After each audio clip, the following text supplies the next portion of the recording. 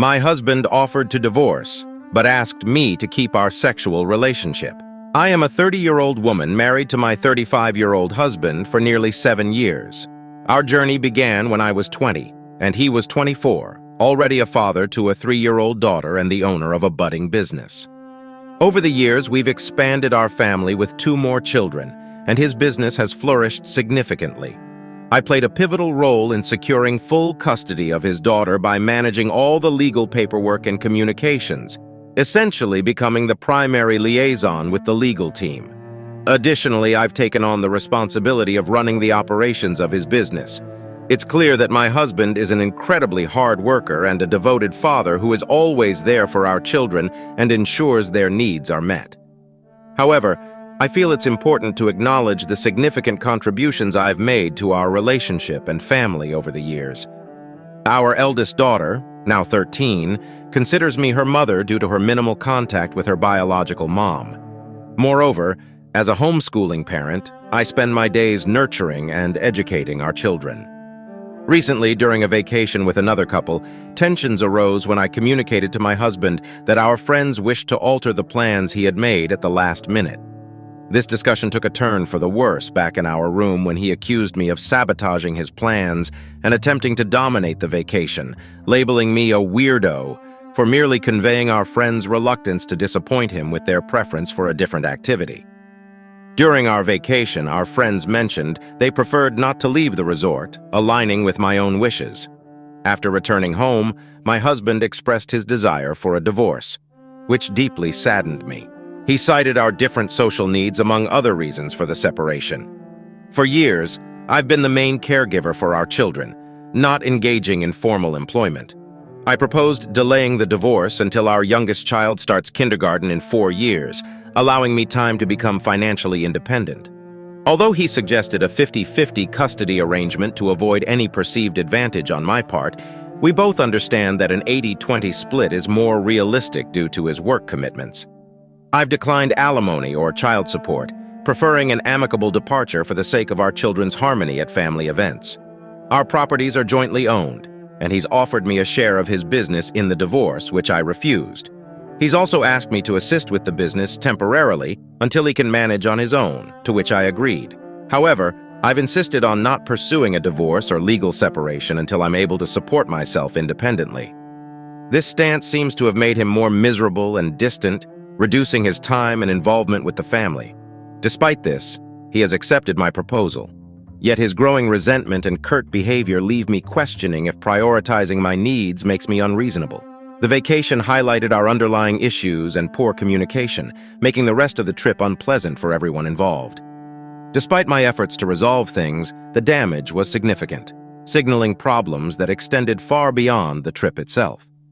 I considered a job opportunity that would allow me some independence, enabling me to afford a modest apartment for myself and the children. With alimony and child support, we could manage, although it would mean placing the kids in childcare for 8 hours a day. Our oldest child would split time between working with either of us. My husband was hesitant about this plan, particularly because our youngest is under 2 years old, and he suggested waiting another year before making such a transition. He prefers that the care of our children be limited to us, having only been apart from them 3 times in 10 years. While he supports the idea of the children being with me rather than strangers, his apparent misery leaves me confused about our situation. We remain polite to each other, understanding that navigating our relationships will be challenging. Having been with him since my early adulthood, I recognize the need to discover who I am on my own before considering new relationships. The real test will come when he moves on, which seems inevitable. He proposed that I work part-time on weekends to help cover school expenses while living together as a divorced or legally separated couple. I'm hesitant to divide assets or lose my minimal benefits, so I suggested remaining unofficially separated until necessary. The thought of balancing childcare, full-time school, and a minimum wage job while trying to rebuild my life is daunting. I don't want to be left in a vulnerable position. He offered to put half of his business in my name, but that would reduce our income due to increased payroll costs and taxes. Divorce or legal separation would require us to file taxes separately, complicating our financial situation further. He suggested owning separate houses, but I couldn't afford our rental's mortgage on a minimum wage salary. Keeping the children in childcare seems like the only viable option, but he's against it, leaving us in a temporary solution for now. Although he claims to be content with this arrangement, it doesn't feel genuine. I urged him to consult a lawyer, but he hasn't taken any steps yet, leaving us in a state of limbo. Adding to our history, our relationship began tumultuously with my partying lifestyle when we first met. At 20 years old, armed with a fake ID and surrounded by superficial friends, I was living recklessly. In contrast, he was already a father and business owner, requiring me to mature quickly in my first serious relationship since high school. In the initial year of our relationship, there were several incidents that my husband managed to work past, yet they continued to resurface over time. 1. I once deleted a text from a man I had met at a bar before getting to know my husband. He had messaged me asking if I was free. To resolve this issue, I changed my phone number. 2. While we were dating but not yet exclusive, I opened Snapchat messages from two men I had been casually chatting and flirting with. As a solution, I deleted my Snapchat and eventually all my social media accounts. 3. A friend sent me a Vine containing nudity, and not knowing how to delete just that link and wanting to prevent my husband's 3-year-old child from accidentally seeing it, I cleared my entire search history. This led me to reevaluate my friendships. 4. Early in our relationship, I shared too much about our problems with my sister because I was trying to navigate through the issues. I later decided to see a therapist instead. 5. I discovered an old pill of Molly in a wallet at home while my husband's child was with me. Instead of flushing it, which in hindsight would have been the best action, I put it in my purse, informed my husband, and then disposed of it in a mall trash can. Throughout our 10-year relationship, it's important to note that both of us have made mistakes. My husband is generally rational, but struggles with understanding and forgiveness. He often reminds me of past mistakes whenever he's upset, despite having forgiven me at the time. He feels that my actions gradually eroded his trust in me. I've matured significantly over the decade, dedicating myself fully to being a mother and housewife, supporting him in every endeavor. We function exceptionally well as a team when emotions are set aside. However, during a recent vacation, he criticized me for being self-centered, particularly in how I nursed our baby poolside in 85-degree heat without covering up more, and for my choice of swimsuit, a high-waisted two-piece, which he felt didn't reflect a maternal image despite the rest of my wardrobe being conservative. His dissatisfaction cast a shadow over the remainder of our trip, making it uncomfortable for everyone. He expressed that our history and his inability to trust me have culminated in his request for a divorce. I've asked for some time to work things out, especially since he has reservations about anyone else watching our children. Throughout our decade-long relationship, we've only relied on a babysitter for 3 unavoidable appointments. My sister was the one who stepped in, despite my husband's dislike for her due to her critical view of him, which he discovered by reading my texts. She's also designated as the guardian for our children should anything happen to us. We have a baby that's constantly with me, a preschooler about to start elementary school, and a teenager. I recently secured a job that would allow me to bring the younger kids to school with me, working an 8-hour day, 5 days a week. Although I was offered the position, my husband expressed concerns that it would be too demanding for the children and strongly suggested I decline it, leaving the final decision to me. He recommended that I pursue a part-time job and complete my degree to ensure financial stability, something I've been anxious about. Regarding our impending divorce, I've decided against seeking child support or alimony to avoid financial complications for him, especially since we own 2 properties together and he plans to invest in more. Although he insists he doesn't mind, I worry about potential resentment in the future. Divorce or legal separation would also mean losing my health and life insurance, which are currently based on his income since I'm a stay-at-home mom, Sam. He acknowledges the support I've provided over the years and agrees to help me become independent, but he seems deeply unhappy now. At 35, he's considering starting anew in relationships, while I have no intention of dating seriously until our children are grown, fearing for their safety around someone new. Despite this, I've refrained from completely ruling out personal happiness, which led to a misunderstanding when he accused me of being inconsistent with my intentions. Despite these challenges, we continue to wear our wedding rings and maintain a semblance of normalcy, even using endearing terms like babe. He prefers not to discuss the situation with our children yet, though our teenager likely senses something is amiss. I've proposed alternatives like bird nesting or him staying in the spare bedroom until we finalize our divorce, but there's an underlying fear of future resentment from him. My goal is simply to establish a stable foundation for myself to mitigate any long-term bitterness. Before updating, I will respond to some interesting comments from you. Commentator: It seems like an unusual basis for a divorce. Could there be additional factors at play? My answer: the journey we embarked on together brought our underlying issues to the forefront. It highlighted the differences in our communication styles and problem-solving approaches. Our relationship had been unstable for some time, and the inability to connect during the vacation served as a stark realization that we may no longer be compatible. While I acknowledge that the blame is not solely his, as I have also contributed to our issues, this incident was the final blow for us. I believe he perceived my allegiance as being more with the other couple than with him, which was not the case. My main concern was simply being unprepared, particularly because when we travel, the responsibility of catering to our young children's needs, including our nursing baby, predominantly falls on me. I do not suspect infidelity on his part, as he is always home and accessible. If anything, his business has been the only other significant commitment consuming his time lately, with a noticeable decline in his interest in hobbies. Since then, I've taken time to focus on personal growth and have made the decision to pursue the alimony and child support that I am entitled to. For a decade, I've dedicated myself to being a stay-at-home mom and have also played a crucial role in building his business. Initially, my husband was difficult and seemed out of character when I expressed the need for some time to establish myself before finalizing our divorce. After seeking advice here, it was suggested that my request might have made him feel cornered. Consequently, I dropped the issue, opting instead for a complete divorce, which takes about 4 months in our state. I've prepared all necessary documents and advised him to secure legal representation. However, he ended up choosing someone who, as it turned out, wasn't licensed. A fact I easily discovered given my experience running the operational side of his business.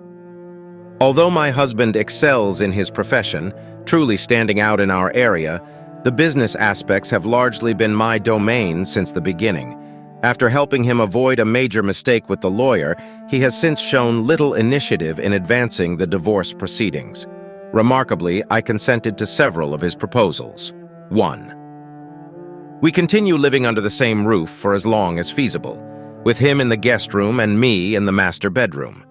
The plan is for him to move out once he begins dating, at which point we'll attempt a bird nesting arrangement for our children. They stay in the home while we alternate parenting duties, with him staying overnight twice a week and visiting briefly each day. 2. I keep managing the business without being formally employed, a decision made initially to reduce tax liabilities. Should things become strained, which I don't anticipate given my professionalism even in the face of our most severe disagreements, I'm prepared to hire a manager to take over my responsibilities. 3. We agreed on shared custody and joint decision-making to prevent him from feeling disadvantaged in court, despite planning an actual arrangement closer to 80-20 in my favor, with me acting as the primary decision-maker. This approach reflects my efforts to navigate our separation as smoothly as possible while safeguarding my interests and those of our children. The core issue is that he hasn't taken proactive steps to advance the divorce process. Despite the circumstances, he behaves as if our relationship is improving, seeking hugs and offering more support than I received during our marriage. While we still have a physical relationship, I ensure that emotional intimacy remains limited, focusing on maintaining professionalism outside of those moments. I recognize the complexity of my needs as a woman, concerned about our 13-year-old daughter, who is biologically his but whom I've raised as my own since she was 3. I arranged a therapy session for her. I want to prevent her from feeling abandoned. The primary point of contention between us is her living arrangement post-divorce. Both of us know she would prefer to stay with me, but he is reluctant to accept this. Following the therapist's advice, I suggested we have a discussion with our daughter about the divorce before her therapy appointment. His response was non-committal, I seized another opportunity to bring it up when it was just the two of us, thinking it was an ideal moment to discuss it.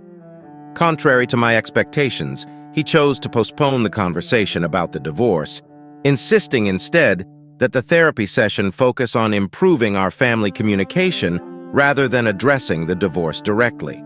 This has left me frustrated, as I've made significant preparations for this transition, and his reluctance is hindering progress. I'm eager for him to move into the guest room to establish clearer boundaries and allow us both to move forward. However, this cannot happen until we've informed our daughter about the divorce, and I'm adamant about not leaving her in the dark. The therapist emphasized the importance of keeping our teenager informed throughout this process for her well-being. So I find myself questioning whether my insistence on addressing the divorce openly makes me unreasonable. Given that he initiated this separation, it seems only fair that he confronts the situation directly. Am I being insensitive in my approach? Update. I'm deeply grateful to everyone who provided the insights I desperately needed. It served as a much-needed reality check. I realize now that I've been acting as a wife without the support of a husband. My upbringing by a narcissistic father and a misogynistic mother had conditioned me to overlook my own agency in this situation. For those curious, both our names are on the assets, so I haven't been entirely naive. The business is under his name because it was his venture before we met, but I've played a significant role in its growth since then. We chose not to put me on payroll to save on taxes by filing jointly, which seemed wise as it allowed us to reinvest in the business and improve our standard of living significantly. Regarding Social Security benefits, the thought of divorce was never on my horizon, so please bear with me. My husband is adamant about the divorce. I've scheduled a therapy session for myself this week and have a promising job interview lined up that would accommodate my children, which feels like a blessing. I'm also pursuing my degree while planning to work full-time. I'm contemplating how to approach child support and the parenting plan. My greatest fear has always been the potential loss of my daughter through this process. Now that she's 13 and has her own cell phone, staying in touch is easier. However, the heart-wrenching reality is that if my ex decides to cut off contact with our teen daughter, legally, there's little I can do since I have no rights over my stepdaughter in our state without significant legal changes. My children are my world, and I see my stepdaughter as my own. Hence, I'm inclined towards a 50-50 arrangement to maintain peace. Financial stability isn't my primary concern. Between alimony, child support, and my potential new job, we'll manage fine until I complete my degree. It's more important for me not to miss out on these years with my teen daughter due to potential bitterness from my ex. A heartfelt thank you to everyone here, including those who were blunt in their advice. It made me realize the folly of continuing sexual relations with him, a mistake I've now corrected by firmly stating it's no longer an option. I've also planned when to inform our daughter about the upcoming changes, ensuring she hears it from us before our family therapy session, or from me alone if necessary. Before the next update, I will respond to some interesting comments from you. Commentator, next step. Don't work for free for his business. You need to be on payroll. If you're going to find a replacement for you, they have to be on payroll. Why is your job not on the books? That's even bigger mistake than the sex was. My answer, having to co-parent will bring enough drama. I don't want him being responsible for my income, but I will talk to him about it. I plan on passing all I can off to an accountant and the rest on to him. There's another project in the works for his business that we've discussed in the past that's getting off the ground. I plan on asking for a portion as a member of the LLC in that new venture, possibly, as I will be starting it this time with him. He knows I'll be a huge asset on it, but at the same time, I don't know if I want to go into business with him. Another commentator, I would also sit down one-on-one with your stepdaughter and just explain how much you love her, and that you unfortunately don't have any legal rights to her. She's old enough to hear that. I guess I'd be worried your soon-to-be ex might try and be spiteful and keep her from you. My answer, that's what I'm planning on doing. We have family therapy scheduled. My daughter comes to me for everything more than my husband or her mother that she sees rarely throughout the year. She's with me full-time because I'm a SAM and she's homeschooled. It's literally me and my kids all day every day. It's just hard thinking that it'll be me and the littles, and I have to ask permission to spend time with her from the very man that decided to break up our family because of issues from before our marriage. that he's now realizing he's not okay with anymore. Friend, how do you like this story? Write about it in the comments. Let's get 1,000 subscribers on this channel together. Love you.